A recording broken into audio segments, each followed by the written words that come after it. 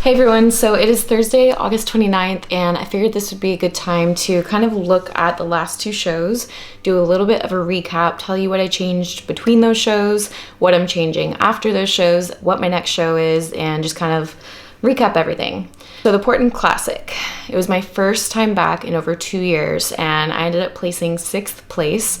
I was beyond excited and felt so thankful and honored to be up there. It was such an amazing experience, and I could not have been happier. My feedback from the judges after that show was to come in a little bit tighter and then fill out a little bit better, because their overall feedback was, we want you fuller on stage, but I knew that in order to achieve that look, I needed to be just a little bit tighter so that I could be tighter and then fill out more and properly. Something else that I changed after that show was I did my own tan that show. I used Pro Tan and I did not enjoy my experience at all. And this is not a negative experience on them, because I have so many friends and competitors that use that and do it themselves and they love it. It's just totally not for me, because I feel like I was tanning from like Wednesday until Saturday, and then at the day of the show, it's like I'm still fixing my tan, and I felt like my whole weekend was consumed with the tan. And also like my tan wasn't right, and like it wasn't very good, and that definitely reflects on, I think, me, because it's, you know, a self tan, you're doing it yourself, and I know the color looks great when you do it perfectly, but for me, I just prefer not to have the headache. And I also felt like, because of all the layers I had to add on, especially on show day, I felt like I was kind of caked in tan, so I felt like I had a lot of tanner on top of me. So for me, it's not my favorite for the show, and I know it's a great brand and company, so this is not like a negative review, but it doesn't work for me. So I knew that the change from Portland into the Golden State on my tan would be to go back to what I've always used, which is liquid sun rays. I've always used that for my competition tan, and I will forever and always use it again because I love it. I just had it, and literally it's my favorite tan. It feels like super lightweight on your skin. And like you literally just get it the night before you go get tanned, and you wake up and get a touch up and you're on stage, and that's it. So I think for me, it's a lot less of a headache. With that said, a ton of other competitors use Pro Tan. They're a great company, and if you want to try it out, it's definitely a cheaper option if you want to do that. So for me, I just learned that liquid sunrays is best for me, though I will be using Pro Tan just for regular photo shoots, because I really did love the color, and doing one coat for like a photo shoot would be perfect. Okay, so a very big change that I made going into Golden State was I decided to coach and peak myself for the Golden State. And this is kind of hard to talk about, because it's like, how do you bring this up? How do you tell people, you know? But I decided moving forward that I'm no longer a part of Team Pro Physique, and I'm no longer working with Paul. And it was a really hard decision to come to, because I love him as a friend, but as far as like the coaching relationship goes, I just started to realize more and more that we are not the ideal fit. And as an athlete, you have to find the ideal fit for you, and not everybody's going to be an ideal fit for you. And I didn't realize it until we were working more closely together, and I just realized I was like, we're really not that ideal fit, and I need to find that for myself. And it was a really hard conversation to have, but you have to have honest, hard conversations. So I'm no longer working with him. I am currently coaching myself, and you know, I'm excited for this journey. I know what I need to do. I just need to trust myself to do it. I will be looking for a coach for the future, but as of right now, moving into this next show, I'm going to be coaching myself. So going into the Golden State, I decided to take over everything. I took over my, nutrition, my cardio, and my peaking protocol. And what I decided to do was deplete from Sunday through Wednesday. So I did low carb, and I switched all my cardio to HIIT cardio. So I did high intensity interval training, and I was able to bring in glute conditioning like I've never seen it before. And I was so happy, because I know my body, and I know what works well for my body. And I was able to do that within just a few days. Now, when it came to the peaking protocol, I felt like for this show, I wanted to go ahead and make the decision to do a heavy carb up and see what happens. So that's what I did. I did a heavy carb up. If you guys watched the last show, you saw that I did a ton of carbs. I ended the day with a burger and then Pop-Tarts at the end of the night. And I hit those numbers. I woke up in the morning and I felt great. I felt better than I had ever felt. And I went into that show feeling amazing. Now, the actual day of the show, things ended up running late, like different appointments, which led to me being the last one in tanning. No one was there. I was tanning while all the girls were backstage. I honestly was not that stressed out. I knew that I could not stress or it would make things bad. And I did get backstage in time I did get a pump up, did get a rice cake in real quick and a Reese's cup. But I don't feel that it was super ideal before the stage.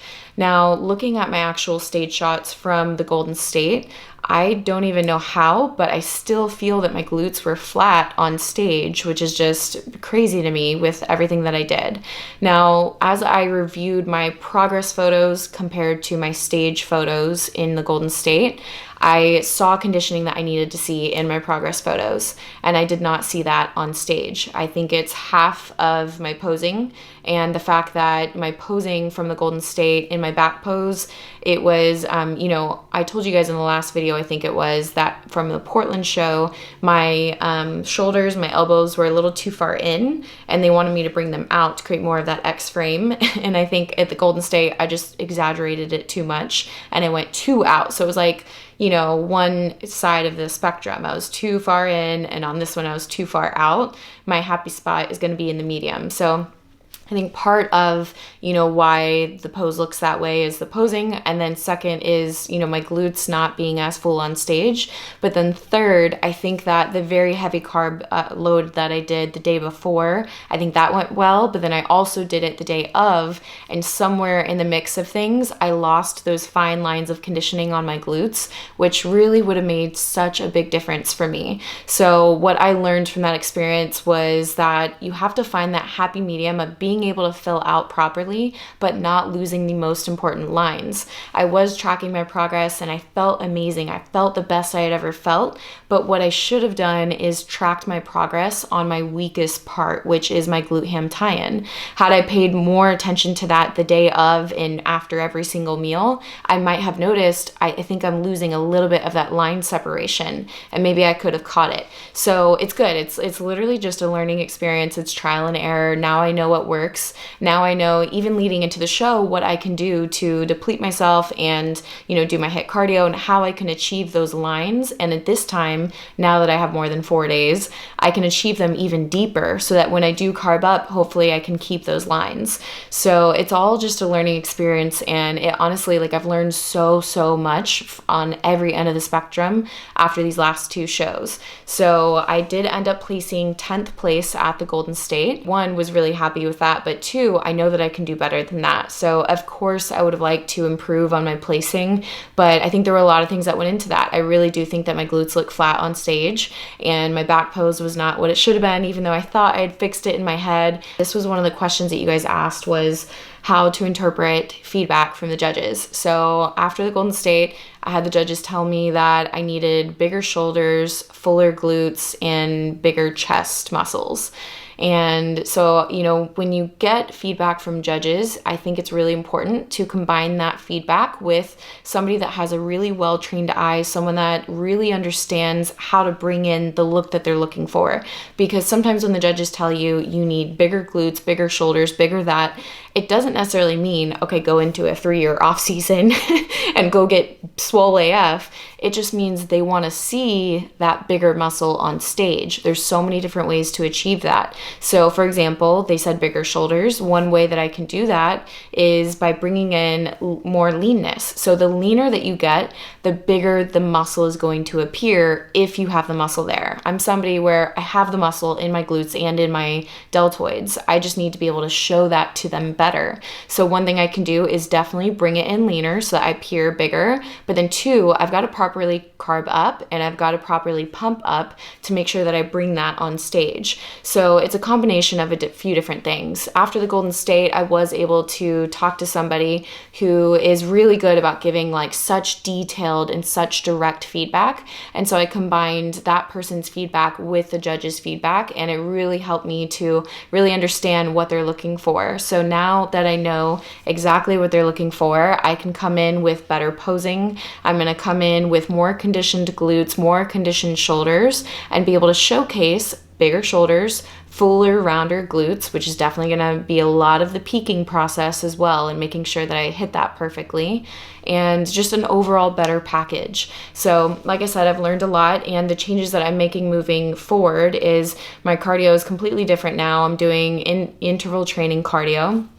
and I will do that for the next 2 weeks. So I have 3.5 weeks before the show, but I'll do the interval training cardio leading up to peak week.